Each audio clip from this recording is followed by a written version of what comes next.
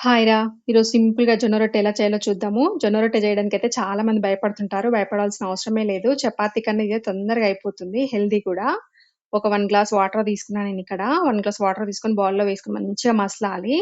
నేను 3 రొట్టెలకు సరిపడా చేస్తున్నా. మీరు కొంచెం రొట్టెలు ఎక్కువ కావాలంటే వాటర్ ఎక్కువ తీసుకోండి. మంచిగా మసిలిన తర్వాత ఒక 2 చెంచాల పిండి వేసుకోవాలి అందులో. పిండి వేసుకొని ఒక 5 మినిట్స్ పక్కన పెట్టాలి కలుపుకొని.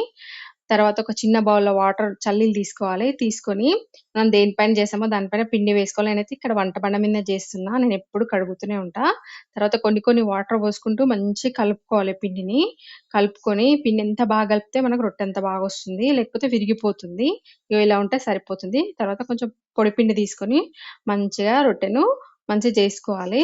అంచులైతే సన్నగా చేసుకోవాలి. అంచులు మనం ఎంత సన్నగా చేసుకుంటే అంత తొందరగా రొట్టె అయితే మంచిగా కాలుతుంది.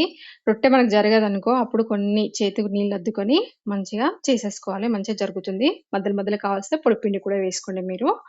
పెనం పెట్టేసుకొని పెనం బాగా వేడైన తర్వాతనే మనం రొట్టె వేసుకోవాలి. పెనం వేడి కాకపోతే రొట్టె కాలదసలు. చూడండి నేను ఎంత సేపు పట్టుకున్నా ఇక్కడ రొట్టె అయితే అసలు విరగదు. నీళ్లు మనకు మంచిగా మసలాలి. చూడండి. తర్వాత మనము పెనం పైన వేసేసుకోవాలి. వేసుకొని కొంచెం మనకి రొట్టె గాలిన తర్వాత కొన్ని చల్లీలు తీసుకొని మంచిగా పైన అప్లై చేసుకోవాలి. చేసుకున్న తర్వాత ఇటు, అటు మంచిగా రొట్టెను కాల్చుకోవాలి. మార్నింగ్ బ్రేక్‌ఫాస్ట్‌కైనా, ఈవినింగ్ డిన్నర్‌కైనా సూపర్‌గుంటుంది. మీరు కూడా తప్పకుండా ట్రై చేసి ఎలా ఉందో నాకు కామెంట్ బాక్స్‌లో కామెంట్ చేయండి. అలాగే ఫస్ట్ టైమ్ మన ఛానెల్ ఎవరైనా చూసినట్లయితే సబ్స్క్రైబ్ చేసుకొని ఒక చిన్న లైక్ ఇచ్చుకోండి నాన్న.